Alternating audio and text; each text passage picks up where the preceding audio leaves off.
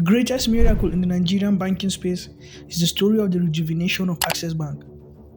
Moving the bank from 67 out of 89 banks in Nigeria to number 1 required a lot of genius, and Wigwe had it in abundance. Herbert Wigwe has an immense banking history with over 25 years of experience. He's one man that has begun a revolution in the Nigerian banking sector. We want to be that catalyst for change in any market in which we operate in. And I think to a very large extent we're doing that across the continent. If you were to look at the Nigerian banking landscape and you ask about that bank that gets to the bottom of the pyramid, it will be Access. However, reducing his legacy to his heroics at Access Bank alone would be unfair to him and unjust to history. Well, I guess people look at things differently, but I'll start by saying you must thank God and put your faith and trust in Him. That's the starting point. Herbert Wigwe was born on 15th August 1966 to parents who hailed from Rivers State. Wigwe had no lack of role models. His father doubled as the Director General of Nigerian Television Authority (NTA) and as a pastor. His mother was a nurse.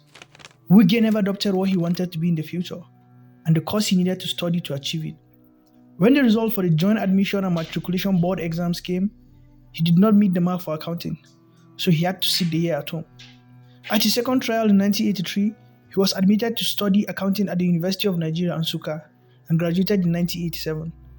He started as a graduate assistant at Corpus and Librand Associates Limited, now PwC, one of Nigeria's Big Four, and by 1989, he had become a chartered accountant. It was in 1989 that he got introduced to Agboji Ike Imokude, and the two struck a friendship that traversed the corporate world and lasted the entirety of his lifetime. This friendship will be the fulcrum of the miracle of Access Bank.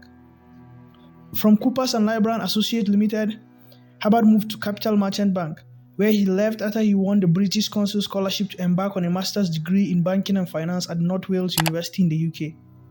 He came back to Nigeria in 1991 to join Guaranty Trust Bank. Herbert obtained a second master's degree from the University of London. He also attended the Harvard Business School Executive Management course. At Guaranty Trust Bank, Herbert reunited with the man he had been introduced 2 years ago, Agboji Ike. They rose through the rank, and in Agboji's words, "By the early 2000s, I knew that if the banking industry took off without me in it as an owner, I'd be left standing on the tarmac." Unsurprisingly, Ike recruited Herbert into his idea, and with a lot of steel, they began making plans to buy a bank while still working at GTB. By 2001, they had decided on Access Bank and set about raising the 1 billion needed to buy it. They had one big challenge though. Between them, they had just 200 million naira, and they had to convince investors to give them the rest of the money. At 36 years old, the CBN deemed them too young to own a bank and set about frustrating the acquisition. The hostile nature of the Nigerian corporate space meant that they could only afford to have their business in their open after it was official. Fola Adeola, the founding CEO of GTB, who was ready to step down from the bank, got a whiff of the acquisition after a friend called to ask why he was buying the bank when he was telling everyone else that he was retiring. After learning that the plan had been orchestrated by his two biggest boys, Fola took it as a betrayal. In Agboji's own words, once the public offer was approved by the Securities and Exchange Commission, rumors inevitably started to circulate in financial circles that the two young guys had bought Access Bank from GTB. Eventually, our bosses at GTB, namely Fola and Tayo, also learned about the rumors. They demanded a face-to-face meeting at which they asked to know about the truth. Without disclosing any details, we let them know that indeed we were involved in the transaction whose aim was the acquisition of Access Bank. It was impossible for us to divulge details at that time because such information could and probably would have been used to frustrate our plans. It was an emotional meeting for all concerned. They were mentors and friends and obviously felt betrayed that we would embark on a course of action that would see us depart from GTB without informing them. Realizing that there was nothing they could do to get us to change our mind, an agreement was reached that we would resign our positions with immediate effect. And so, they went on their own. They retired from GTB, and Access Bank was now their baby. Like many legendary business ventures in history, this one shows that a shark cannot be kept in a swimming pool for long. The focus is on the future, and our benchmarks are simply put world-class banks. We want in Nigeria to have a bank run by Nigerians, owned by Nigerians, but can compete with banks anywhere in the world. When Agboji and Herbert took over the reins of Access Bank in March 2002, things looked grim for the young bank. With share prices at -2 kobo, investor confidence was at its lowest ebb. Getting people to invest was an even higher hill to climb. In their first year in charge, the bank grew its balance sheet by 100% and posted an impressive 1 billion naira profit before tax, greater than the cumulative profit it made in its 12 years of existence. This marked the beginning of a 6-year record triple-digit growth trend. Similarly, earnings per share had redoubled to 21 kobo from a -2 kobo position, leading to a declaration of a 5 kobo dividend to shareholders for the first time in 3 years. Sometimes, a sequel turns out to be bigger and better than the first part of a movie, and this will turn out to be the Access Bank story. When Iboji handed over the bank to Herbert in 2014, he bequeathed the bank with 1.8 trillion in assets and around the 6th or 4th, depending on how you count it, the largest bank in Nigeria.